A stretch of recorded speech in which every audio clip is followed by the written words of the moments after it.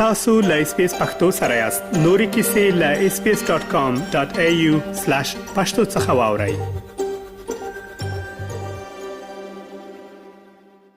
خغل مجيب سب ډیره زیاته مننه چې موږ ته مو د مرکه لپاره فرصت راکړ.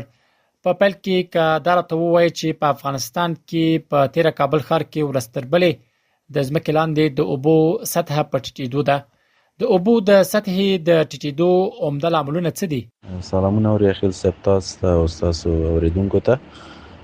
عموما په افغانستان کې په 13 په کابل ښار کې د ځمکې لاندې اوبه ورستربلې مخ په ټیټېدو دي او دا مختلف لاملونه لري چې یو عمده لامل د دې د نفوس زیاتوالی دی، ځکه موږ د اوبو کوم عرضه چې فعلا کېږي، یعنې څومره اوبه چې عرضه کېږي په کابل ښار کې د ده نه تقاضا لوړه ده. نو یو عمده عامل دا کېدی سي.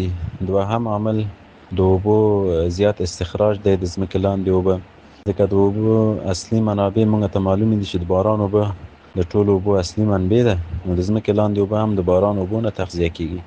نو کله چې د ځمکې لاندې اوبه زیات استخراجېږي او بیرته د جذب فرصت ورته نه وي، نو کېدای شي د ځمکې لاندې اوبه ټیټې سي. او یوه مهمه مسله دا ده چې په کومو ساحو کې چې شنې ساحې د منځه تللي دي او هلته ساختمانونه جوړ شوي دي یا سړکونه دي یا زیربناوې دي، هغه زیربناوې چې غیر معیاري دي، یعنې شنې ساحې نه لري چې د اوبو جذب زمینه برابره کړي، نو بنان دغه درې عمده عاملونه د ځمکې لاندې د اوبو د سطحې د ټیټېدو عامل کېدای سي. او بر علاوه د دې نه موږ کولی شو چې د اقلیمي بدلون هم یو عمده عامل وګڼو، ځکه چې اقلیمي بدلون اوس په نړۍ کې یو لوی مشکل دی، او خصوصا په افغانستان کې بیا په کابل ښار کې د حرارت درجه مخ په زیاتېدو ده چې د خپله د باران په کچه کې تغییرات راولي، او دا تغییرات کولی سي چې د ځمکې لاندې اوبو ته هم زیان ورسوي. خغل مجيب سب لکه څنګه چې تاسو په خپل خبرو کې ورته اشاره وکړه، زما پوښتنه هم همدا ده چې اقلیمي بدلون د ځمکې لاندې د اوبو سطحې په ټیټېدو کې څومره رول لري؟ اقلیمي بدلون دا یو نړیواله مسله ده او یو نړیوال مشکل دی. عموما بیا افغانستان ته که موږ وګورو، افغانستان په نړۍ کې یو له هغه هیوادونو څخه دی چې زیات متضرره دی. تقریبا په نوي راپورونو کې دا ښیي چې افغانستان فعلا شپږم هیواد دی په نړۍ کې چې د اقلیمي بدلون منفي اغیزې په افغانستان باندې راځي. نو مسله دې کې ده چې افغانستان په اقلیمي بدلون کې زیات سهم نه لري، یعنی تقریبا 0.08% چې صفر ته نږدې راځي کنه، دومره سهم لري. خو بیا هم کابل ښار ځکه یو خو نفوس زیاتوالی خپله د اقلیمي بدلون عامل کېږي، څومره چې منابع مصرفېږي، انرژي مصرفېږي، همدومره ګلخانه‌ایي ګازونه موږ ورته وایو، هغه ګازونه چې د هوا د ګرمېدو باعث کېږي دا هوا ته پخشېږي او په دې کې د هوا د ګرمېدو باعث کېږي چې دا خپله د باران په کچه کې تغییرات راولي. یعنې دغه موږ ورته هایدرولوژیکي دوران وایو، یعنې د اوبو دوران یو ساحه کې دا غیر منظمېږي. په یو ساحه کې به باران کم کېږي، په یو ساحه کې به زیات کېږي، په یو ساحه کې به وچکالي. نو ځکه چې باران غیر منظم سره د ځمکې لاندې اوبه هم غیر منظمېږي چې د ځمکې لاندې د اوبو ټیټېدو عامل هم کېدای سي. نو په اقلیمي بدلون کې موږ دوه مؤلفې لرو چې یو د حرارت درجه ده او بل د باران کچه ده، ځکه دا دوه مؤلفې کې اصلي مؤلفې ګڼل کېږي او دا مطالعه کېږي چې د باران کچه د ځمکې لاندې د اوبو هغه اصلي منبع ده. نو اقلیمي بدلون خپله یو عمده عامل دی چې فعلا د ځمکې لاندې د اوبو د کمیدو باعث کېدای سي او شوی دی. که دې مسلې ته راشو ښاغلی مجيب صاحب، لکه څنګه چې په پیل کې مو وویل په افغانستان کې د ځمکې لاندې د اوبو سطحه په ټیټېدو ده. اساسي پوښتنه دا ده چې د افغانستان د اوبو د مدیریت برخه کې څه کول پکار دي؟ د افغانستان د اوبو په مدیریت په برخه کې خو موږ مختلفې کړنلارې لرو چې هغه باید وکارول سي. عموما په کابل کې د ځمکې لاندې اوبه یو مهمه مسله ده چې په دې کې موږ باید د باران اوبه چې موږ ورته رین واټر هارویسټینګ وایو یا د باران اوبه جمع کول سیستمونه دا طرح سي یا جوړ سي، ځکه که چیرې د باران اوبه جمع سي یا په ځمکه کې جذب سي، داسې یو سیستمونه ورته جوړ سي چې مثلا د خپله په کورو کې څاګانې وکیندل سي، په هغو ساحو کې چې میلانونه زیات دي یا هغه ساحو کې چې اوبه حرکت کوي د باران، هلته داسې کندې وکندل شي چې هلته د باران اوبه جذب سي. د ځمکې لاندې اوبو د تقویې لپاره مونږ کولای شو چې مختلف ستراکچرونه انتخاب کو، چک ډیمونه جوړ کو او بندونه واړه دا کولای شي چې د ځمکې لاندې اوبه تقویه کړي.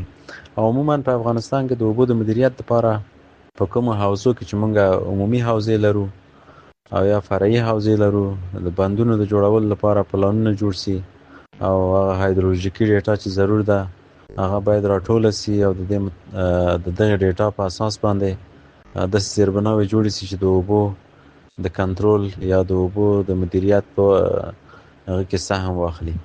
نو بنان د اوبو مدیریت یو مهمه مسله ده.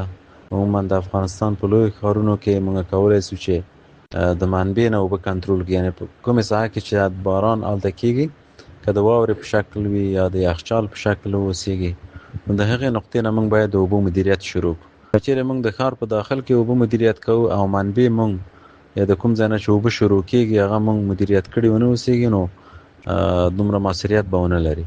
نو بنان د اوبو اصلي منابع باید مدیریت شي. ښاغلی مجیب صاحب، په دې وروستیو کې افغانستان کې د طالبانو له لوري د اوبو واړه بندونه جوړ شوي.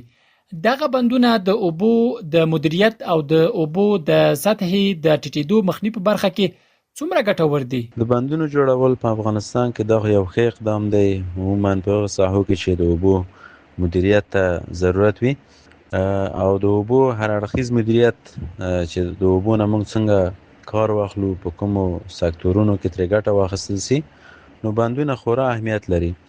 واړه بندونه هم کولی شي چې د اوبو مسیر ته تغییر ورکړي، اوبه ذخیره کړي او په مختلفو اهدافو لپاره ترې ګټه واخیستل سي. په زراعت کې ترې ګټه واخلو، د څښلو په برخه کې ترې ګټه واخلو او د ځمکې لاندې د اوبو د تقویې په برخه کې ترې ګټه واخلو، نو خورا اهمیت لري. عموما په هغه حوزو کې چې د اوبو اندازه زیاته ده، نو موږ کولی شو چې لوی بندونه جوړ کړو. لوی بندونه هغه بندونه دي چې هغه د انرژي په تولید کې موږ سره ډیر کومک کوي، یعنی خپل په اقلیمي بدلون کې یو ښه اهمیت لري، ځکه موږ کولی شو چې د پاک انرژي نه ګټه واخلو. او د اوبو سپما کولو کې هم خورا اهمیت لري، ځکه کله چې اوبه د ځمکې لاندې جذب سي، دا خو یوه مسله ده چې د ځمکې لاندې اوبه به تقویه کېږي. او که چیرې زموږ سطحي اوبه روانې اوسېږي، د سیندونو اوبه، د ویالو اوبه یا د کاریزونو اوبه چې راوځي او دا د ځمکې په سر روان اوسېږي، نو دلته ضرورت دا دی چې بندونه باید جوړ سي او دا ډېر ښه اقدام دی. زه خو ښه اقدام بولم او انشاءالله چې د اوبو په مدیریت کې به ښه مثبت نتیجه ورکړي. د وروستۍ پوښتنې په توګه ښاغلی مجیب صاحب، که دا راته ووایي که د افغانستان اوبه پر وخت مدیریت نشي، ستاسو په اند ناوړه پایلې به یې څه وي؟ که چیرې موږ او تاسو د افغانستان جغرافیایي موقعیت ته وګورو، زموږ هیواد داسې یو موقعیت کې دی چې اپ سټریم موږ ورته وایو، یعنی په لوړ موقعیت کې قرار لري او عموما د اوبو اصلي منابع یا د اوبو اصلي ذخایر چې یخچالونه دي، واورې دي، دا په هغو درجاتو کې دي، دا په مراکز ده، یعنی په مرکز کې د افغانستان راټول شوي ده. د اوبو اصلي منابع ټول په مرکز کې دي، نو مرکز هم تقریبا د نورو سرحدات څخه لوړ قرار لري. نو په دغه حساب باندې ضرورت دی ته پیښیږي چې د اوبو مدیریت لپاره بندونه جوړ سي، او که مدیریت نسي زمونږ د اوبو کنټرول به ډېر مشکل وي، ځکه که چیرې د اوبو ذخایر زمونږ په سرحداتو کې وای او د مرکز طرف ته دی هغه جریان وای، نو دلته به موږ ته مشکله نه وه او د مدیریت لپاره به طبیعي مدیریت موجود وه. نو اوس فعلا د افغانستان جغرافیایي موقعیت ته چې ګورو او د اوبو هغه منابعو موقعیت ته چې ګورو، نو ضرورت کېږي چې د ځمکې لاندې اوبه، البته سطحي اوبه، یخچالونه، دا ټول مدیریت سي تر څو د اوبو په برخه کې هر اړخیز مدیریت رامنځته سي. د کابل پوهنتون چاپیریال ساتنې پوهنځي له استاد او د اوبو د برخې له متخصص پوهنمل مجیب الله مجیب څخه نړۍ مننه چې موږ ته د مرکې لپاره فرصت راکړ. کور مو ودان. مننه قدرمن اوریاخیل صاحب، له تا نه او له اورېدونکو څخه هم یو نړۍ مننه. SBS پښتو په فیسبوک کې تعقیب کړئ، مطالب یې خوښ کړئ، نظر ورکړئ او له نورو سره شریک کړئ.